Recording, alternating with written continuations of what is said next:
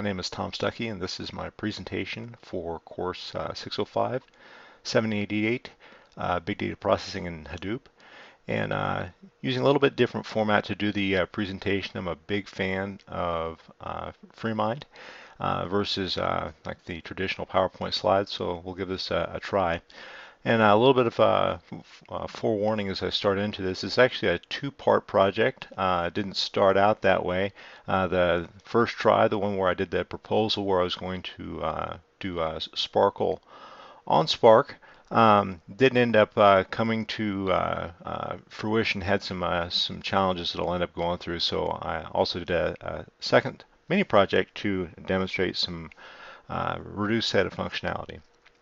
So let's go ahead and get started.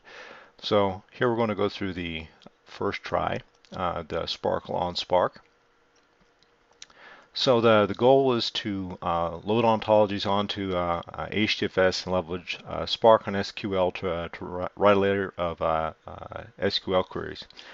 So a little bit of background first before we get into the particulars, a little bit of context.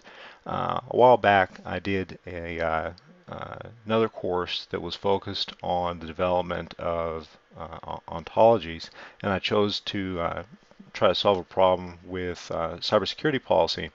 Cybersecurity policy in DoD is pretty complex. Here's an overview of all the policies and how they interrelate. I mean, there's a bevy of them. So I took some of this information and I built an ontology in Protege, and that's kind of an overview of this stuff.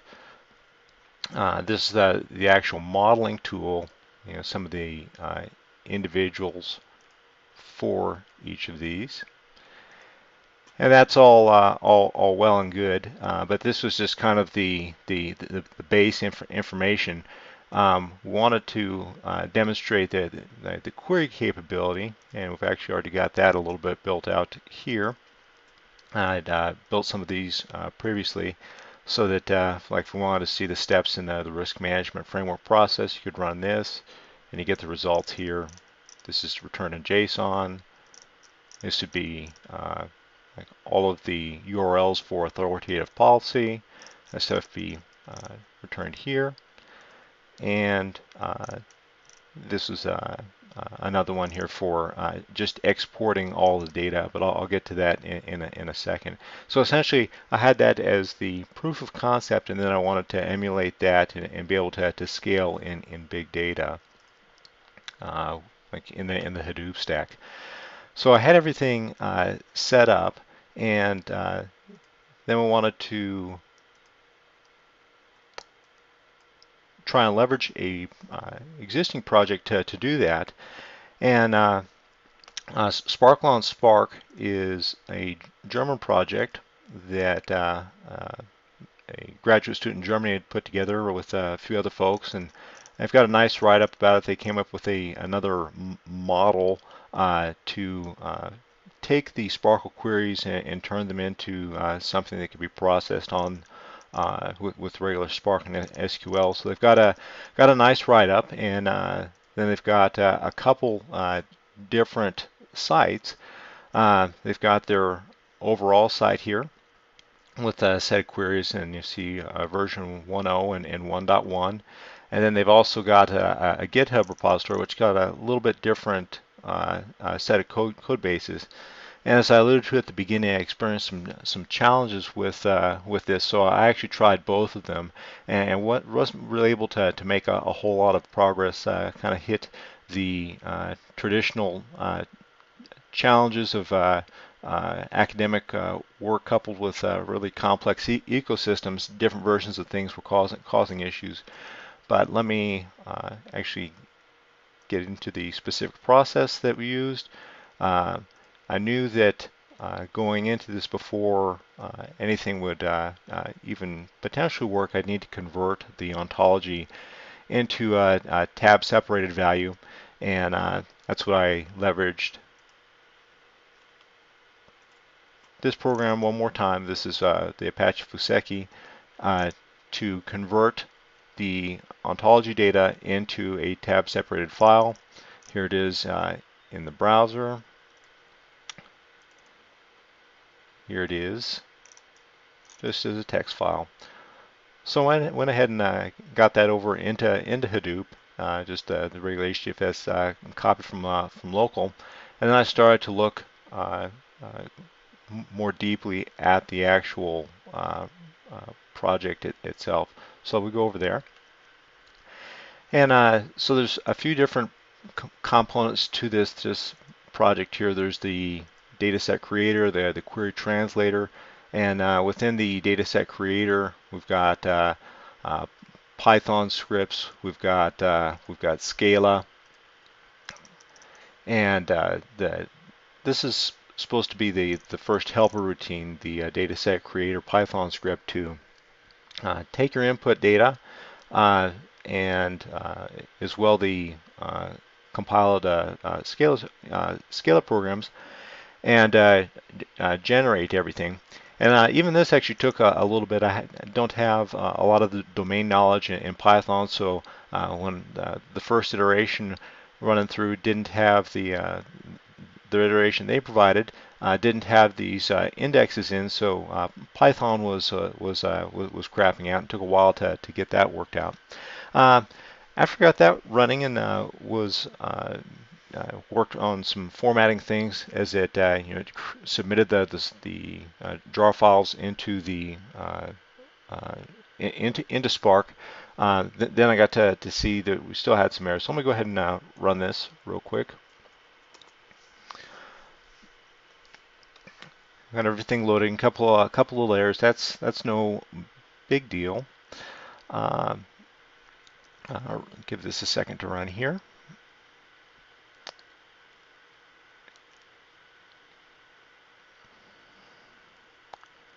And registering.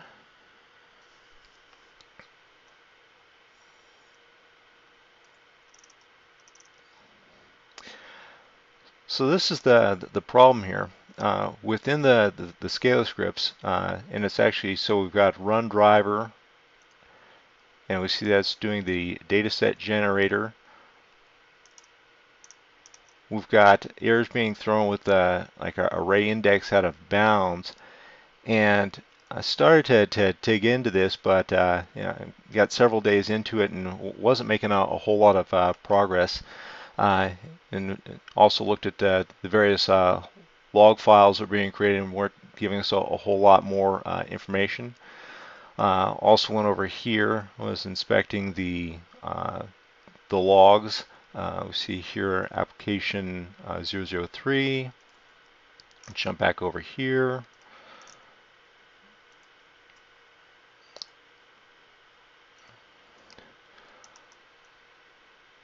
Not a whole lot of additional information. It's like, well, I can start debugging the Scala code, or I can demonstrate some related functionality, but a subset of it.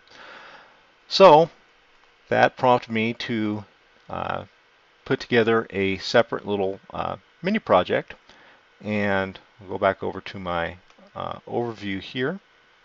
Now, first, some lessons learned. Um, Even small variations of software components can have dramatic effects, and it's probably best not to use build on academic projects for other academic projects unless you have a lot more time. So let me go ahead and put that one to bed. So the next one was just a basic demonstration of Spark SQL. And what I did for the control or the basis was to take something I'd done for an information retrieval class in the spring of this year. And the context of that was we had a weblog from 1999. It was about 145 megabytes, and there was about 2.5 million individual queries. And the assignment then we had it was completely freeform. We could use whatever way we wanted, relational databases, spreadsheets. And I chose to use BigQuery from Google. And I had to do a little bit of cleanup in Java, translate the timestamps into the Unix epoch format, specify the Avro script, and then upload it. And then I was able to do some queries. So we'll quickly go over what I did in BigQuery. here's I mentioned the Avros script, or rather the Avros schema. Timestamp user ID, first rank, query length. Preview some of the data. And then we go through the query history here. Some of the more interesting ones. Let's see. Open query, run query. So this was just overall count of domains that were explicitly queried in a data set. So but that's kind of a in-depth query. So let's go to query history again. Let's see if we can find something a little easier to start off with. So we go to open query.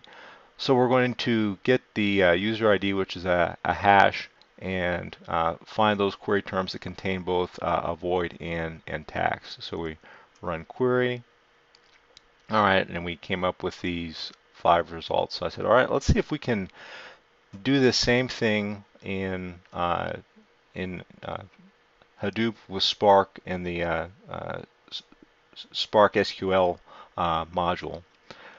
So we go back over to my instance here. I may have noticed I chose to leverage the Google Cloud, or rather Google Compute infrastructure to build my VM as well. So what I did was I kind of leveraged the stuff we had done for, I believe it was assignment 10, and then added the SQL context here. I'd already gone ahead and loaded this clean data, so that's that 145 megabytes over into HDFS, and it's located here. I've already gone ahead and done the imports. So well, let's just go ahead and do this again here. So copy this.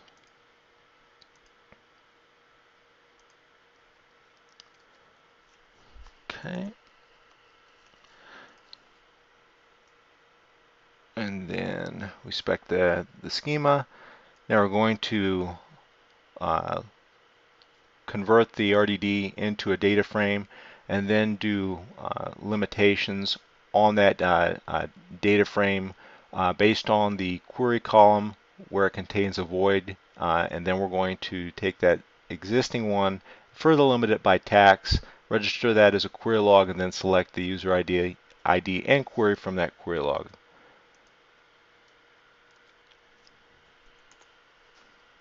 Okay, so we've done all this. Let's see if we've got results.